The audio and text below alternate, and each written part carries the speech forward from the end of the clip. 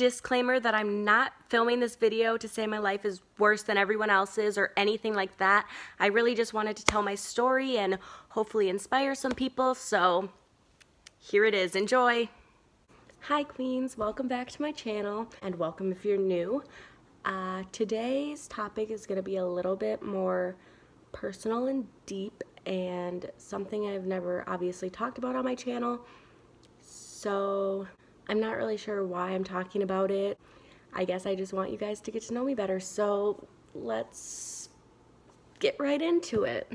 So I'm going to be telling the story about the time I was adopted and my journey with mental illness. So this hair is wild, so let's begin. From the time I was born, I was basically destined to become a failure. Both of my parents were drug addicts, and I really was destined to become one as well. That was kind of the only option for me. I don't really know how to explain it other than that. So obviously I don't remember much from that time. I was a baby. But by the time I was 3, I went to foster care for the first time with Pam and David. And so those were my foster parents. And obviously I was terrified. I was 3. I didn't know where my parents were. But I acclimated, I got used to it, and I became very close with Pam. I considered her my best friend, and when I would go home to my biological family, I would miss her so much. So then, from the time I was 3 until the time I was 12, I bounced back and forth between Pam and David's house and my biological family's home. This was obviously tough on me because I didn't really know where I belonged, and I didn't really feel as if either of them was my home, because at Pam and David's house, they had their own family, and at my house, it was just messy. Like, not messy, dirty, but yeah, okay, whatever. In 4th grade, things were pretty bad. I had an older brother and a younger sister, and I would miss a lot of school, and there were nights that I would stay up all night waiting for my parents to come home, and there were times that I would be brought to houses where they were doing drugs, and just obviously a really toxic situation. And my teachers noticed that I was not like a normal 4th grader. I was always really tired, and I was sleeping in class, and I would come to school without my hair brushed, and they could just tell something was wrong. And they talked to my parents about it, and they kind of blew it off, but yeah. So moving forward, by age 12, I got adopted by Pam and David, and my biological sister, Althea, got adopted by someone else, another family, and this was really difficult for me because her and I were really close, and I don't know, it was just really hard having to live in a different family than my sister. But we made it work. We actually had a joint adoption, which basically means that we got adopted at the exact same time, just with different families. So she was probably about 6 at the time, and I was 12, and we held hands throughout the entire adoption because we loved each other. And then we had a fun little party afterwards, and it was all fun and exciting. But when I got home, the reality started to kick in that my last name was going to change. And I grew up in a small town of about 2,000 people. This was terrifying. Everyone was going to know that my last name changed, and everyone was going to know that I'm adopted now. I did not want this. I was really good at just hiding my emotions and being this happy-go-lucky, exciting, awesome human, and I did not want people to know that my life was imperfect. Not at all. And also, in our middle school, if your middle school isn't like this, our lockers were ordered in alphabetical order, and my last name used to start with an S, and it was going to be starting with a B. So I was moving to the complete opposite side of the lockers. I was terrified. I did not want. That was like the most obvious thing ever. I tried to figure out a way to switch schools. I tried to figure out anything, but it just wasn't realistic. Any of the other schools in the town still would have known me. My adoptive parents are related to half the town, literally, so it didn't matter. I stayed in my public school and switched lockers. The first day of school, I went to my new locker, and a couple people around me questioned me and asked why I was up there now. So I told them, I explained the whole thing, told them my new last name, and there was this angel of a human, and he said to me, "Oh, that last name suits you better anyway."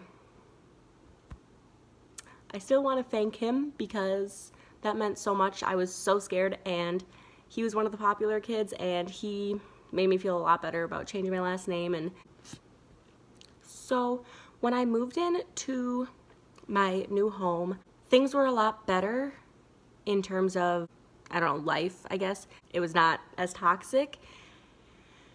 However, this did not change the fact that I was a depressed noodle. I was depressed as heck. Middle school is not a good time for me. But basically, all throughout middle school, I was the best at hiding anything that was going on in my life. I was outgoing and happy to the point of being annoying, and I'm pretty sure that was just a mask to cover up everything that was actually going on. However, that's who I was. And then every single night I would get home from school and collapse onto the ground and just not be able to get up. I was so depressed and I didn't understand it. Life at home was good. Things were just so hard, and I didn't know why. I didn't understand it. And neither did my adoptive mom, really. I would lash out at her, hit her with a brush sometimes. I was a mess. But throughout this time, I started getting even more depressed and self-harming and being suicidal, writing suicide notes, and it was not good. Not good for me. Didn't love that so much.